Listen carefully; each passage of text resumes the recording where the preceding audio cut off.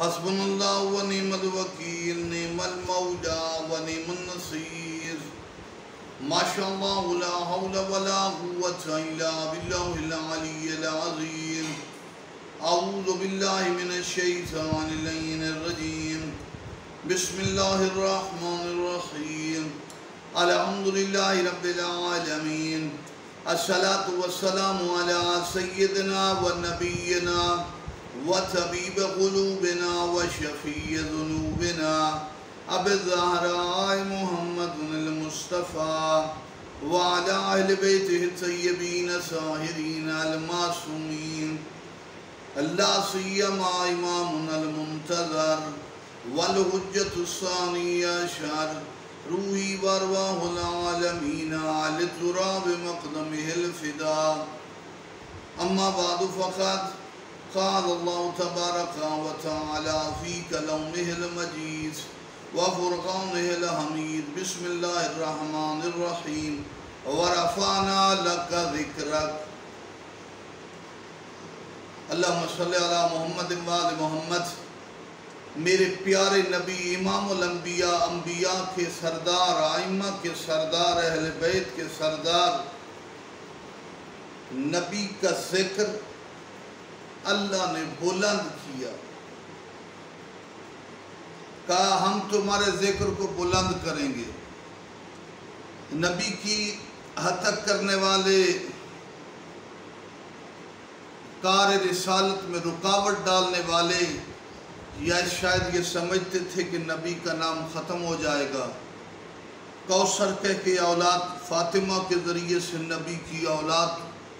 کثیر اولاد نبی کو عطا کی، ادھر نبی کا ذکر بہت بلند کیا۔ آج بھی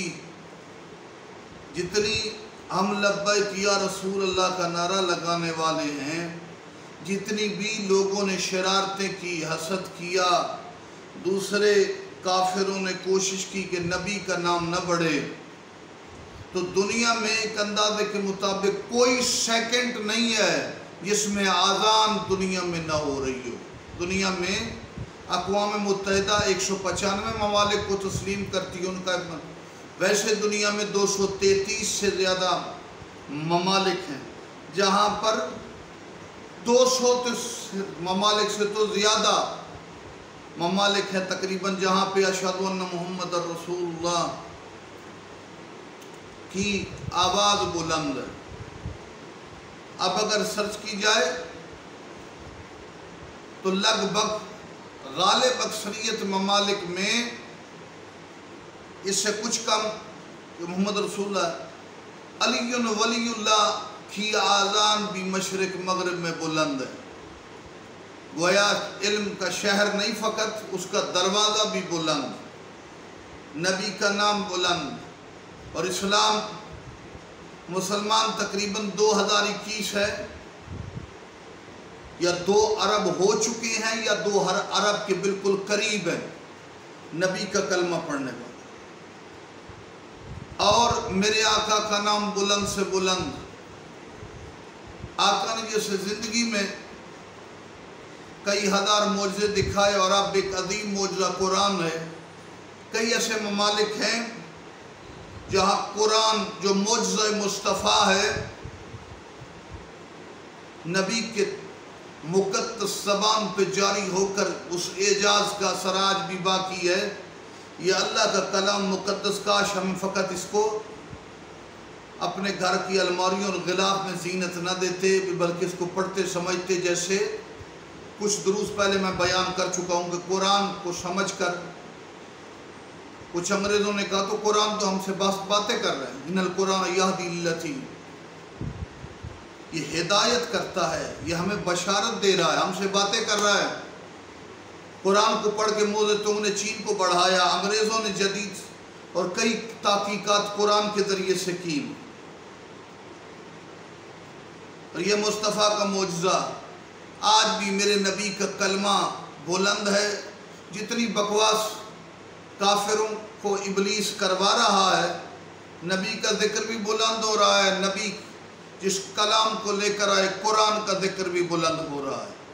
تو ہم اسی پر اکتفا کرتے ہیں کہ میرے آقا سید الانبیاء کا ذکر بلند ہوتا رہے۔ قرآن نے نبی کو شمس کا والشمس وضحاها، آخر میں یہی جملے ہیں، والشمس وضحاها والقمر اذا تلاها والنہار اذا جلاها، قسم سورج کی اور اس کی شعاؤں کی، سورج سے مراد سید الانبیاء، والقمر اذا تلاها، قسم چاند کی اور اس کی روشنی کی، والنہار اذا جلاها، چاند سے مراد مولا علی اور روشنی ان کی ولایت، والنہار اذا جلاها، دن سے مراد امام زمانہ جب وہ ظہور کریں گے۔ جب اب اتنا ہے کہ عالم میں روشن ہیں، جب دن نبوت اور رسالت اور اہل بیت کا دن مہدی کا ظہور ہوگا، اس وقت رسالت کتنی بلندی پر اور ولایت کتنی عروج پر ہوگی۔ آخر میں ہم دعا کرتے ہیں اللہم صلی علی محمد و علی محمد وجل فرجہم وساہل مخرجہم، والسلام علیکم ورحمۃ اللہ۔